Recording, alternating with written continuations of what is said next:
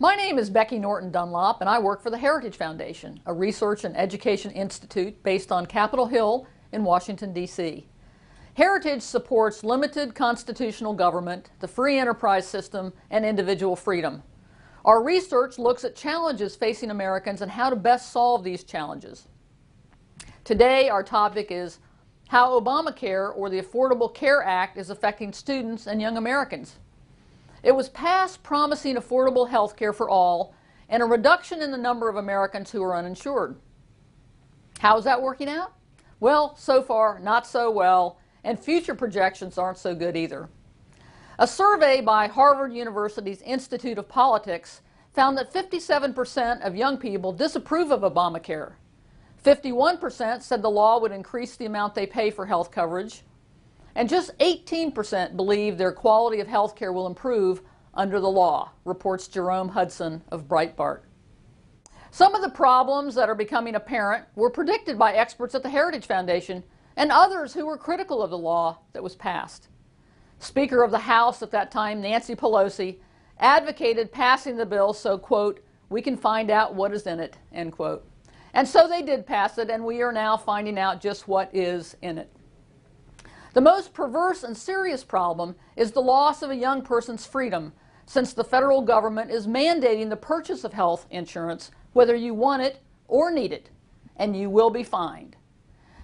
Developing options that encourage young people to have health insurance is a great idea, and solutions such as health savings accounts, tax policies that offer incentives for all citizens to own health insurance, and opening up markets between suppliers in the several states preserve both an individual's freedom and improve access to health care.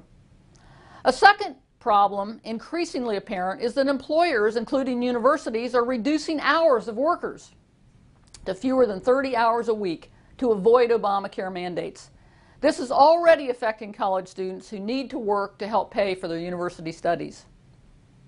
A third growing problem is colleges across the country no longer offering low-cost health care plans to students because of the new regulations.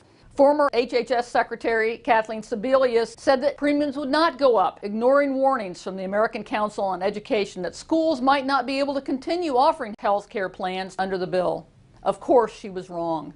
And college students have been among the first to feel the pain. Already, colleges and universities are either dropping student health insurance completely or rates are going up. The increasing costs cause some students to have to choose to drop the insurance completely or be coerced to accept government subsidies.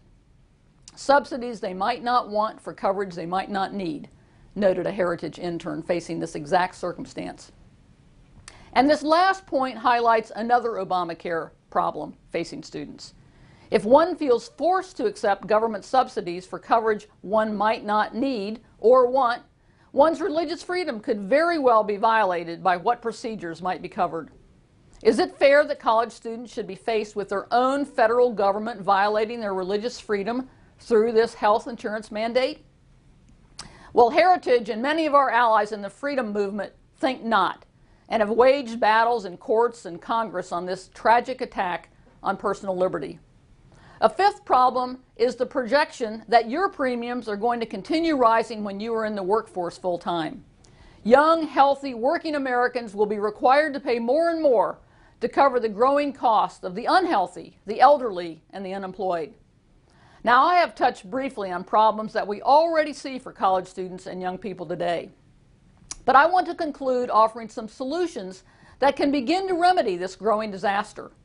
Congress must act before bad policies are so deeply ingrained that the ruling class will resist reform. A new look at Obamacare in 2015 could begin this process. Here are some ideas that could be enacted to allow the college students of today and the young professionals of tomorrow to regain control of their own health care. Promote and provide the tax incentives and regulatory atmosphere conducive to individuals and families owning health savings accounts and catastrophic health care insurance. This puts the individual and the family back in charge of patient-centered health care. Reform tax law to assure that every individual is treated the same when purchasing health insurance, whether employed by a business or self-employed. Eliminate barriers to individuals purchasing health care coverage that best suits their personal needs across state lines. Allow employers to convert their health care compensation so individuals can own their own health insurance plan. Promote new group purchasing arrangements based on individual membership organizations and various associations, including union, fraternal, ethnic, and religiously based groups. Simply defund, repeal, and reform the wrong-headed policy that is now on the books. Students and young professionals have much to be concerned about in their young adulthood at this time in our nation's history. The best news, though, is that by learning about the challenges, understanding the solutions that are most compatible with human liberty and a better life for all, and engaging in your civic duty, you can change the course of history and begin the world all over again.